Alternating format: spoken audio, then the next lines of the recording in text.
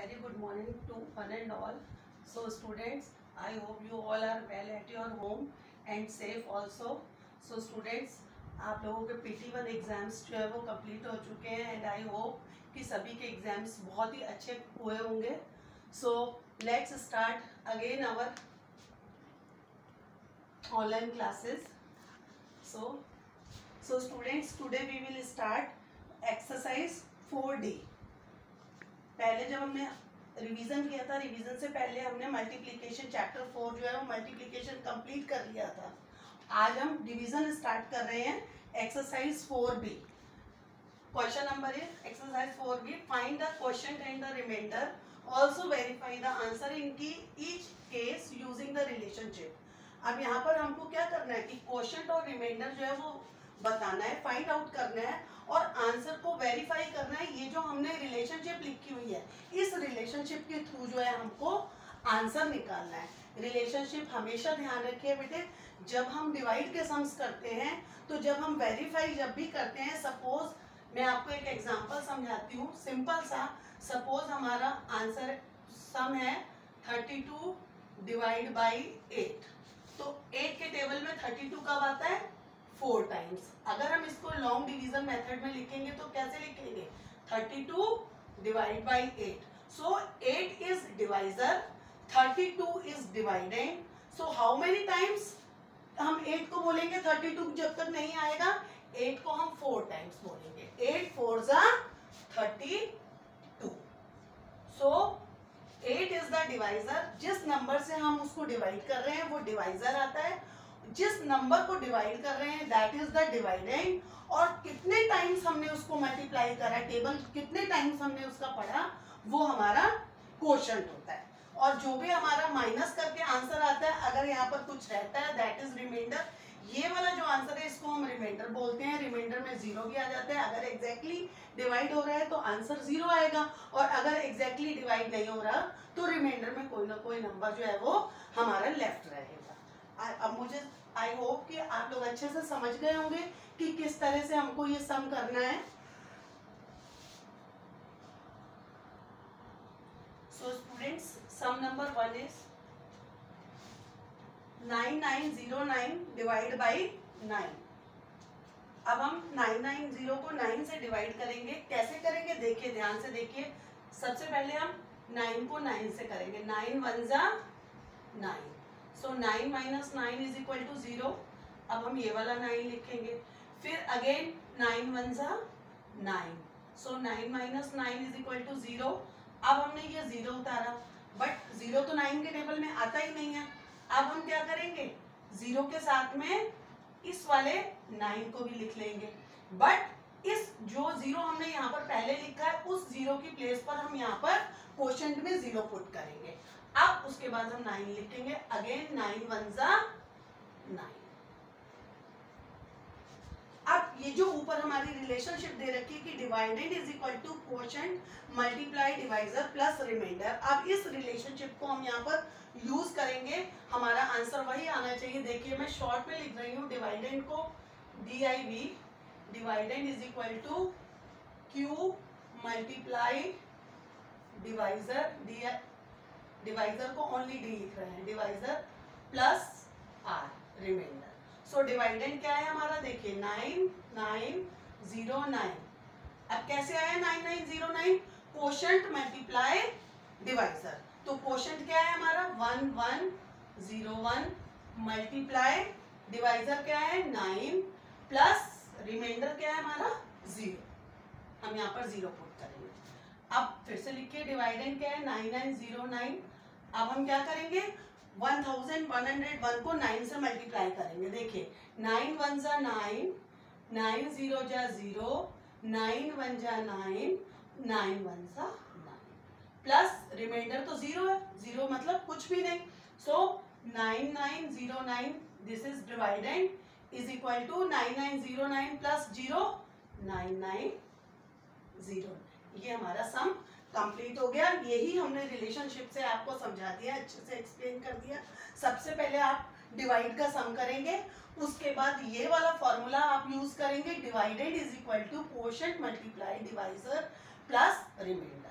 यानी क्वोशंट और डिवाइजर को जब हम मल्टीप्लाई करते हैं और जो रिमाइंडर होता है उसको उसमें प्लस कर देते हैं तो हमारा वही आंसर आ जाता है जो हमारा सम के अंदर डिवाइडेंड है। ये देख लीजिए, मैंने आपको एक्सप्लेन कर दिया है पूरा, अब आप ध्यान से देखिए। और now you do this work in your maths notebook, अपनी नोटबुक में सब बच्चे करेंगे। न्यू पेज से स्टार्ट करेंगे, चैप्टर नंबर 4 हेडिंग पूरा जैसे मैंने लिखा है बिल्कुल सेम आपको एज इट इज ऐसे ही लिखना है। जल्दी से सम नंबर 1 लिख लीजिए, write down in your maths notebook.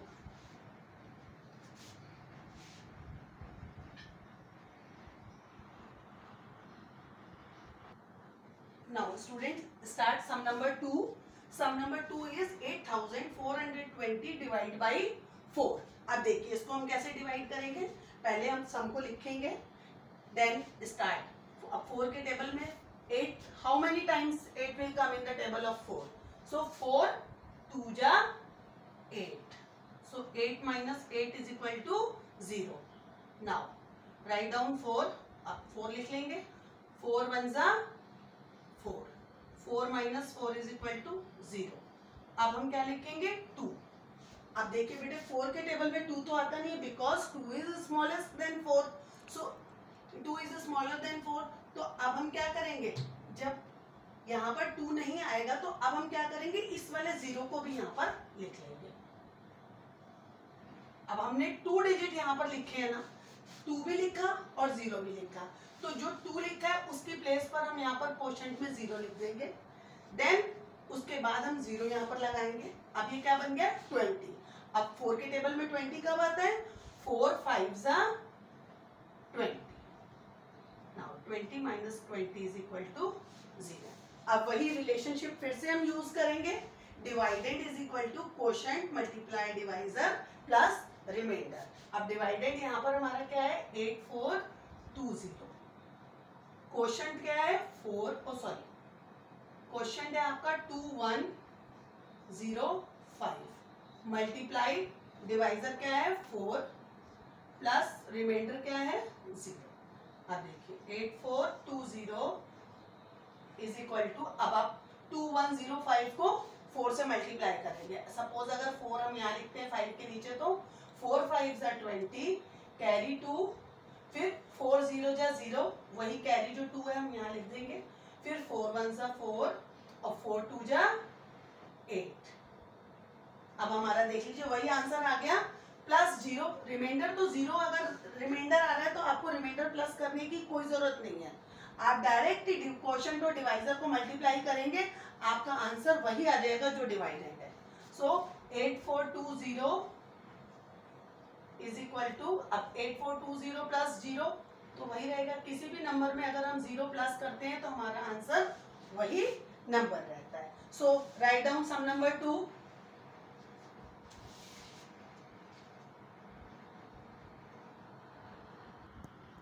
Now student sum number 3, sum number 3 is 4628 divide by 2।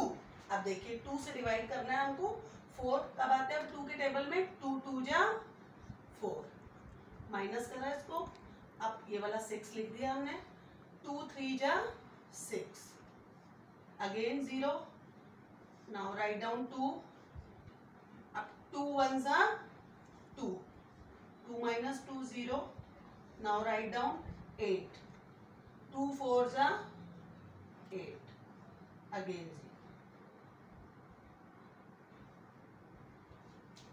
अब फिर से हमें उसी रिलेशनशिप से इसको वेरीफाई करना है, divided is 4628 is equal to, quotient is 2314। ध्यान रखिए बेटे कभी भी मिस्टेक मत कीजिएगा, सबसे पहले हमको ये हमारा आंसर ये नंबर आना चाहिए, ना कि हमारा आंसर क्वोशंट आना चाहिए। ध्यान रखिए क्वोशंट हमेशा ये होता है, डिवाइजर जिस नंबर से हम डिवाइड कर रहे हैं दैट इज डिवाइजर, जिसको डिवाइड कर रहे हैं दैट इज डिवाइडेंड, और जिस हाउ मेनी टाइम्स वो डिवाइड हो रहा है कितने बार, वो हमारा क्वोशंट होता है। क्वोशंट और डिवाइजर को हमेशा मल्टीप्लाई करते हैं और उसमें रिमाइंडर प्लस करते हैं, तो हमारा यही आंसर आना चाहिए। अगर हमारा वो आंसर नहीं आता दैट मीन्स कि हमारा सम रॉन्ग है। 2314 multiply by 2 plus 0. So 4628 is equal to, अब 2 3 1 4 को 2 से मल्टीप्लाई करें, अब सपोज 2 यहाँ लिख लिया हमने, तो 2 4 जा 8, 2 1 जा 2, 2 3 जा 6 एंड 2 2 जा 4. अब आप इस 2 को हटा दीजिए यहाँ से, plus 0. 4628 is equal to 4628 plus 0 is equal to 462. ये हमने आंसर चेक कर लिया. अगर हमारा प्लस करके मल्टीप्लाई करके ये आंसर नहीं आ रहा तो इसका मतलब हमारा सम रॉन्ग है. हम उसको अगेन फिर से करेंगे कि उसका आंसर सेम आना चाहिए. So students, I hope you have understand all these sums. So we have done sum number 1 2 3 in the class work and sum number 4 5 and 6 is your homework. You will do these 3 sums in your maths notebook. आप अपनी notebook में ये सारा work करेंगे. पहले ये class work के तीनों सम्स करेंगे, उसी के नीचे सम नंबर 4 5 और 6 भी आप अपने आप से करेंगे. बहुत इजीली आपको आ जाएंगे, ये कोई प्रॉब्लम नहीं होगी. So students, this is all for today. Now thank you and have a nice